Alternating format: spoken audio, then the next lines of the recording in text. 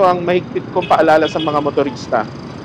Yun hong mga matagal na nating naging problema ito nung araw pa. Natatandaan nyo, early 90s, ang daming namatay dahil sa road rage. Ang daming nasira ang buhay, ang daming nakulong.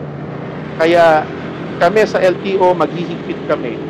Once na-involve kayo sa road rage, ang rekomendasyon namin ay mawalan kayo ng lisensya panghabang buhay.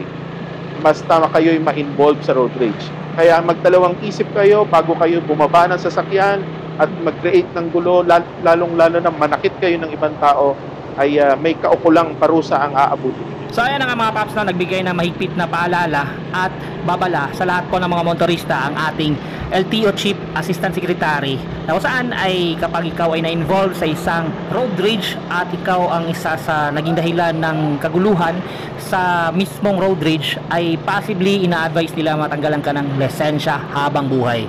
So marami naman talaga ang naging insidente na ganyan, no? Nawala yung buhay, nakalas yung buhay dahil sa road rage, at saka yung mga naging malaking problema dahil sa mainit na pagtatalo sa daan. So kailangan iwasan po natin yon. Magdadalawang isip ka na talagang gagawin yon bago ka magiging mainitin kapag meron kang nakasalubong o nakasagutan sa daan. So maging mahinahon at mapagkumbaba tayo palagi, lalo na hindi lang tayo ang gumagamit sa daan. So yon, always pray before you ride, ride safe always mga amigo, mga amiga.